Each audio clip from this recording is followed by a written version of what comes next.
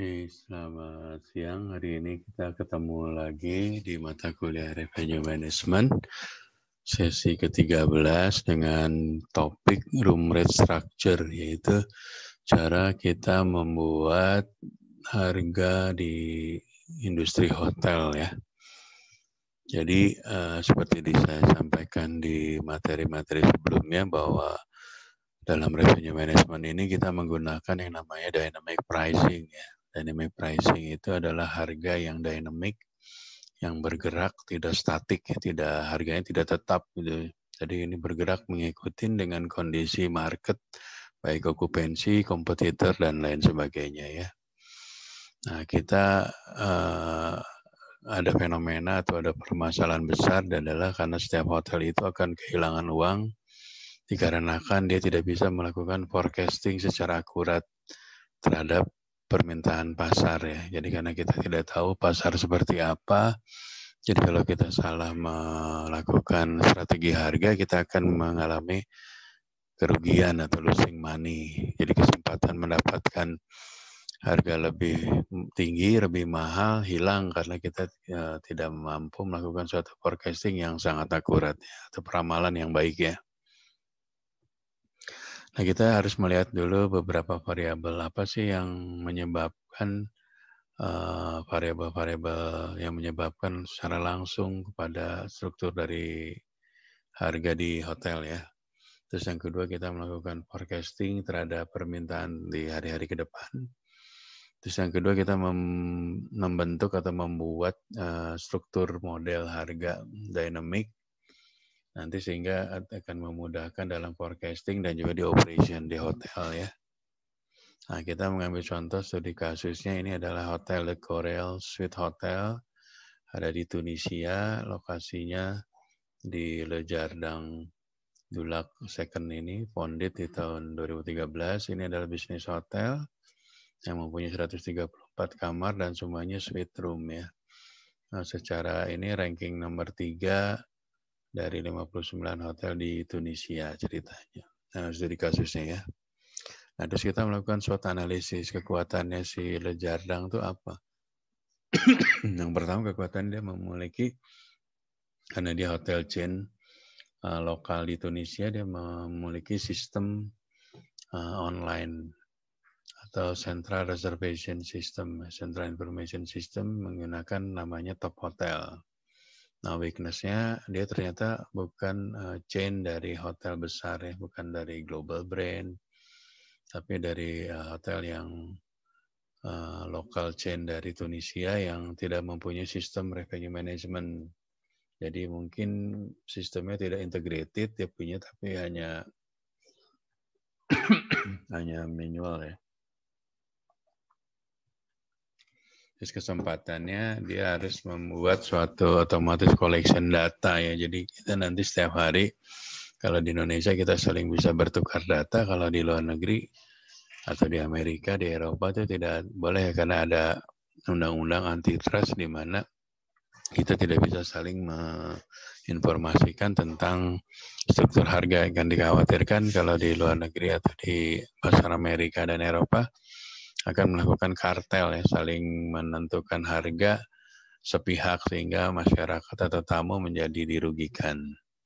Terus ancamannya, ini ceritanya si Le Jardin ini nanti akan ada new kompetitor baru, itu ada Hotel Avani dan Novotel. Jadi ini dua-duanya kompetisi dari international brand ya, Novotel dan Avani ini adalah brand dari hotel internasional. Nah, secara prinsip, secara teori, konsep revenue management yang disampaikan oleh Li Zhang tahun 2018 bahwa kita revenue management di hotel ini menduplikasi asalnya itu dari airline industrial ya, jadi dari industri maskapai pesawat terbang gitu ya. Jadi model konsep jualannya itu kayak kita jualan seat di pesawat terbang ya. Jadi kalau kita seat nomor 1, baris 1 sampai baris 5, kita harganya jauh lebih mahal dibanding baris belakang dan sebagainya. Dan begitu pula dengan nanti revenue management, kita akan melakukan rate diskriminasi. Jadi dengan tipe kamar yang sama, tapi view-nya misalnya ini ke pantai, harganya jauh lebih mahal dari view-nya yang ke city gitu ya. Nah, prinsip dari Zhengli ini adalah dua. Pertama karena room inventory itu perishable. Jadi ya kamarnya tadi kan 120, berapa tadi kamarnya? Lejardang tuh 134. Jadi kamar 134 ini pada hari ini kalau tidak terjual maka akan perishable, maka akan hilang kesempatannya. Sudah usang. Jadi yang hari ini tidak bisa dijual ke hari depan. Hari depan adalah penjualan untuk hari depan. Jadi hari ini harus dijual, namanya perishable. Jadi kalau hari tidak terjual ya sudah, berarti tidak ada kesempatan untuk terjual. Itu prinsip pertama dari revenue management ya. Jadi inventory-nya is perishable. Yang kedua, beberapa customer akan membayar pada level harga yang mahal atau harga level yang berbeda ya. Mungkin pada saat weekend atau mungkin pada saat malam hari kita bisa melakukan room rate di mana okupansi sudah tinggi, kita bisa naikin rate-nya menjadi lebih tinggi ya. Nah, menurut Saisido tahun 2016, hotel fokus shifting dari volume ke high profit booking. Jadi yang dulunya hanya ngejar jumlah kamar terjual, sekarang harus menjual kamar-kamar yang harganya jauh lebih mahal untuk mendapatkan profit taking ya. Terus istilah yang akan nanti biasa di hotel adalah yield management ya. Yield management itu adalah bagian dari revenue management, di mana kita caranya nanti meningkatkan harga jual, itu akan dibahas dalam yield management ini. Apa sih yang disebut yield management? Nah ini contohnya, kalau kita menjual tanpa yield dan ini dengan yieldnya. Kalau kita tanpa yield itu kita kan dalam satu kamar itu kan sudah terbentuk ada biaya ya. Ada biaya untuk menyiapkan kamar terdiri dari gajinya room boy, ada biaya listriknya, biaya air dan sebagainya. Terus menggunakan distribusinya menggunakan OTA, menggunakan website kita itu kan ada cost-nya ya. Nah dari cost ini kita minta profitnya, kita targetkan profitnya berapa. Ini tanpa yield. Kalau dengan yield nanti selain sampai di sini kita akan naikkan lagi untuk beberapa level kamar atau tipe kamar gitu ya. Nah ini namanya yield management. Jadi kita mengambil lagi portion profit di luar dari yang regular ya.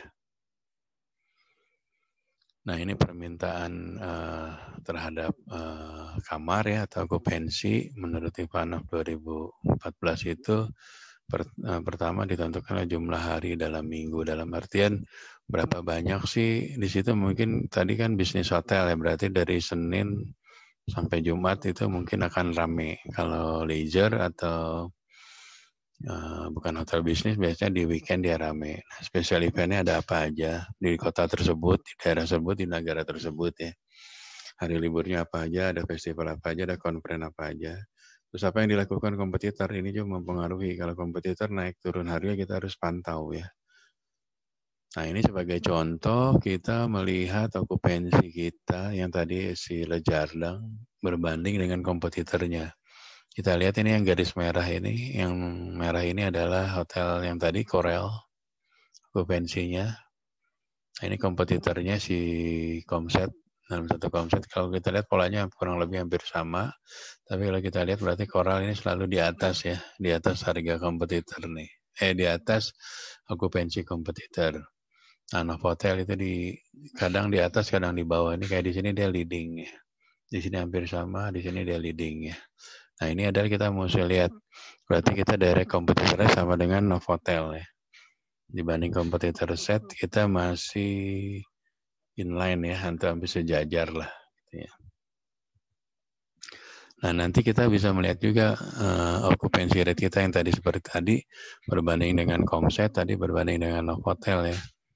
Pada tingkat okupansi, ini kita berbanding dengan itu berapa variannya. Nah, tadi seperti tadi ini ditabulasikan dalam bentuk percentage ya, sama seperti yang grafik sebelumnya.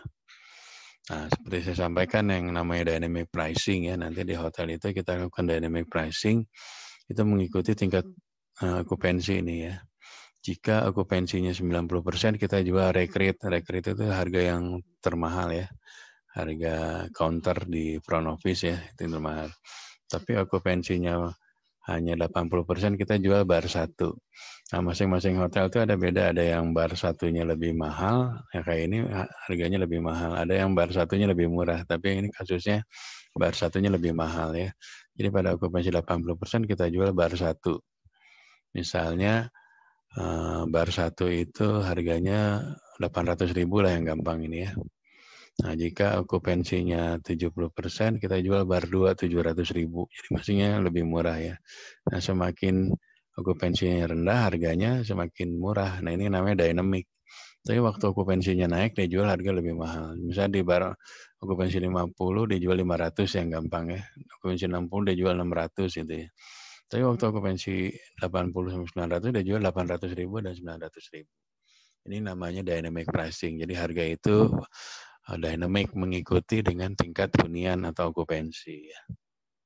Nah, ini sebagai contoh, kalau kita bikin forecast nih dari tanggal 10 sampai dengan Juli, 10 Juni sampai Juli nih ya. Ini pada tingkat ini pakai bar 4 nih masih bar, ini okupansinya ternyata di sini udah tinggi, mungkin ada grup, ada permintaan apa, dia naikkan ke bar 1. Nah, ini kalau yang menggunakan sistem revenue management system, dia akan otomatis, dia akan di-set jika okupansi 70%, maka harga bar 1 gitu. Akan secara sistematik. Tapi kalau sistemnya manual, kita harus satu-satu. Nah, ini akan menghilangkan kesempatan kita jual. Baru kita sentuhkan harga, ternyata market kompetitor udah naik. Nah, kita rubah lagi. Dan rubah harga kan banyak sekali tipe harganya. Ini contoh tipe kamarnya segini banyak. Mungkin ada kamar yang lebih banyak lagi dari ini. Dan ini akan menimbulkan kesulitan ya bagi reservation atau revenue management jika sistemnya masih manual ya. Nah, kita juga harus pastikan di dalam di dalam revenue management adalah parity ya. Rate parity itu kita pastikan semua rate di distribusi manapun akan sama. Harus sama gitu ya. Jadi tipe kamar deluxe ya, disimpan di Expedia atau simpan di booking.com harusnya harus sama, harus parity. Kalau nggak parity, nanti akan komplain yang punya OTA ini. Jadi biasanya nanti booking.com, Expedia itu harganya sama, nanti tapi dia akan memberikan diskon back atau cashback ke tamunya. Jadi secara di display harganya sama, tapi advantage ke tamu masing-masing kalau pakai booking.com mungkin dapat lagi diskon dari booking.com-nya. Dari Expedia mungkin dapat lagi diskon dari Expedia-nya. Nah, itu persaingan dari masing-masing OTA ya. Tapi kita harus pastikan di semua platform kita, di OTA, di website, harganya harus sama. Tipe-tipe kamar dengan kamar yang sama, harganya harus sama di berbagai distribution channel.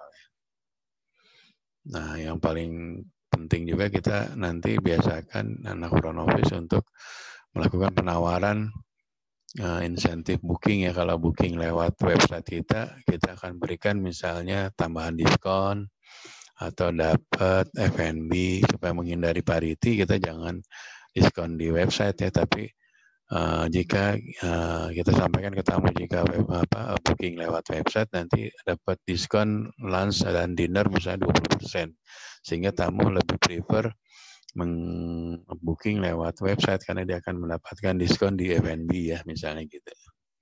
Nah, oke, terima kasih. Sampai jumpa kita ke sesi selanjutnya, sesi 14.